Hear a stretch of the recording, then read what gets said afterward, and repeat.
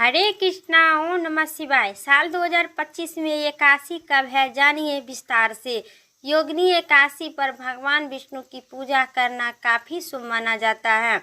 जो व्यक्ति योगिनी एकादशी पर भगवान विष्णु की पूजा अर्चना करते हैं उसे पापों से मुक्ति मिलती है। माना जाता है कि योगिनी एकादशी के व्रत करने वाले लोगों को मृत्यु के बाद भगवान विष्णु के चरण में जगह की प्राप्ति होती है। हर वर्ष के आषाढ़ मास कृष्ण पक्ष की एकादशी तिथि को योगिनी एकादशी का व्रत रखा जाता है। इस बार योगिनी एकादशी के व्रत 21 जून दिन शनिवार 2025 को पड़ रही है। ऐसा माना जाता है कि योगिनी एकादशी के दिन व्रत और पूजा करने से व्यक्ति की 88,000 ब्राह्मणों को भोजन करवाने का समान फल की प्राप्ति होती है। एकादशी के दिन भगवान विष्णु की खास पूजा अर्चना की जाती है। माना जाता है कि इस पूजा व्रत करने से व्यक्ति की सभी पापों मिट जाते हैं। आइए जानते हैं योगिनी एकादशी का शुभ मुहूर्त, महत्व और पारण और हरवासल के समय क्या रहेगा। विधि, कथा और संपूर्ण जानकारी विस्तार से।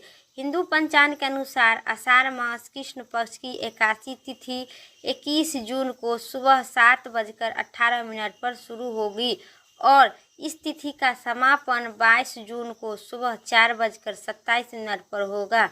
इस व्रत का पारण 22 जून को दोपहर 1:47 पर लेकर 4:35 तक रहेगा। दिन रविवार को पारण होगी और दिन शनिवार 21 जून को व्रत रखा जाएगा। 22 जून को दिन रविवार को पारण होगा।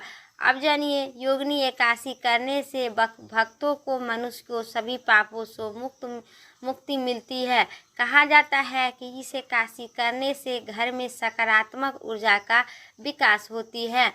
योगिनी एकादशी के दिन सुबह स्नान इत्यादि कर भगवान विष्णु और माता लक्ष्मी के विधिवत पूजा करें।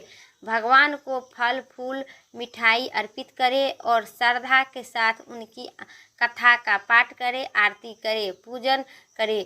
पूजन के समय गुड़ चना का भी प्रसाद का भोग चढ़ाए। इस पूजा से भगवान विष्णु आपके जीवन में सकारात्मक ऊर्जा का प्रवेश करेंगे।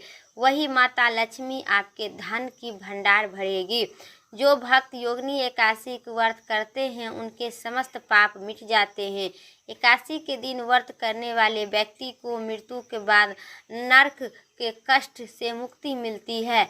इस व्रत को करने वाले भक्तों को यमदूतों को बजाय देवदूत आकर स्वर्ग ओर ले जाते हैं। योगिनी एकादशी का व्रत भगवान विष्णु के कृपा से मोक्ष की प्राप्ति होती है। इस व्रत के पुण्य व्यक्ति की 88,000 ब्राह्मणों को भोजन करवाने का जितना पुण्य मिलती है, जिससे उनका जीवन में धन हो जाएगा और उसे स्वर्ग की समजन स्थान प्राप्ति होगी। योगिनी एकादशी की बराबर जानिए कथा विस्तार से। प्राचीन समय में अलकापुरी नाम के राजा कुबेर महल में हेम नाम का एक माली रहता था। उनका नाम भगवान विष्णु की पूजा के लिए मानसरोवर से फूल लेने के लिए भेजे थे। एक दिन अपनी पत्नी के साथ समय बिताने के कारण वह देर से फूल लेकर दरबार में पहुँचे।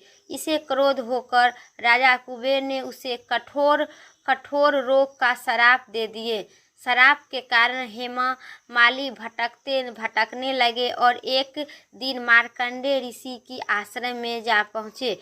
ऋषि ने अपनी दिव्य दृष्टि से हेम मालिनी को स्थिति के कारण समझा लिया और योगिनी एकादशी का व्रत करने को सलाह दिए। इस व्रत के प्रभाव से माली हेम को कठोर दंड और श्राप ठीक हो गया और उसे मोक्ष की प्राप्ति हुई। बोलिए विष्णु भगवान की जय। इसी चैनल को अभी तक सब्सक्राइब नहीं किए हैं तो पक्का सब्सक्राइब कर ले, क्योंकि इस चैनल पर आपको योगिनी एकादशी की कथा सुनने को मिलेगी, साथ ही द्वासी माता को कथा सुनने को मिलेगी। फिर नेक्स्ट वीडियो लेके आते हैं, तब तक के लिए विष्णु भगवान की जय।